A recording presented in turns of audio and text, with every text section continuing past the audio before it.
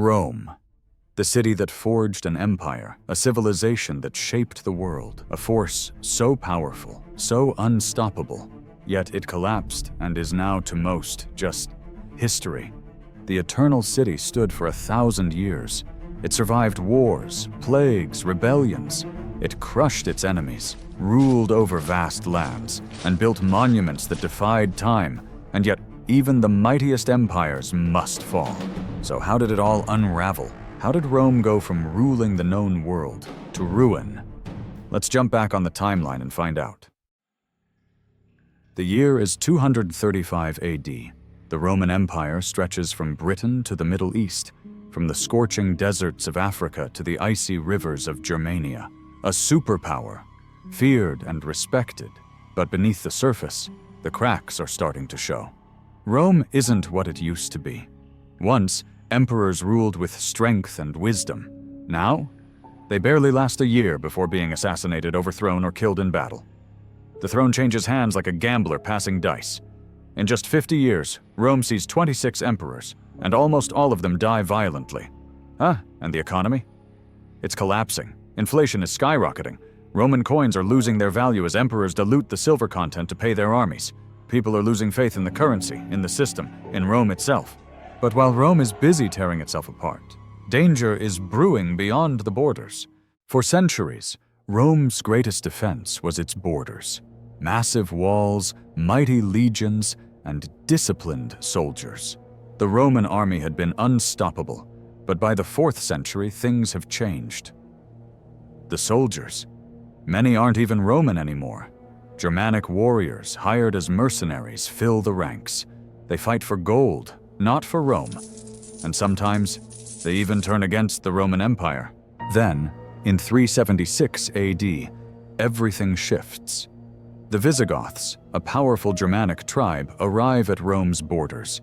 They are not an army, not yet.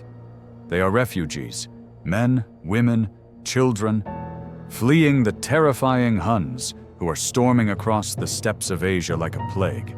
The Goths beg Rome for safety, and Rome lets them in, a mistake they will not live to regret. Because, 2 years later, in 378, tensions explode. The Roman Emperor Valens marches his army to stop the Visigoths near Adrianople, in modern-day Turkey. He thinks he can crush them easily. He's wrong. The Battle of Adrianople is a disaster. The Roman army is trapped, surrounded, and slaughtered. And Valens? He burns to death in a farmhouse, abandoned by his own men.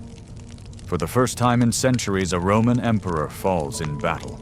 And for the first time ever, Rome's enemies realize the empire is not invincible. Fast forward 32 years. Rome is still standing, but barely. The Western Empire is crumbling, its economy is wrecked, and its armies are weak. And then, the unthinkable happens. August 24th, 410 AD, a date that will shake the world. Alaric, king of the Visigoths, marches on Rome. The city that had once ruled over nations now cowers behind its walls. The Romans try to buy their way out, offering gold, silver, and silk in exchange for their lives. But Alaric is done talking. His army storms through the gates. The eternal city is plundered. Palaces are looted. The streets run red. The mighty Rome is defenseless. For nearly 800 years, no enemy had set foot in Rome. And now, it is theirs to take. But even after this humiliation, the empire still limps on. Not for long, as you will see. 66 years after the humiliation of Rome, the empire is a shadow of its former self. The emperors?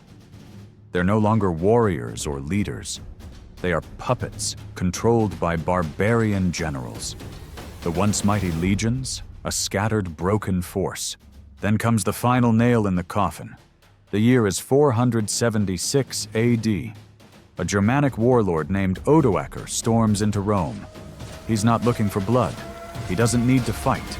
He simply walks into the palace, looks the last emperor in the eyes, Romulus Augustulus, a boy barely in his teens, and takes his crown.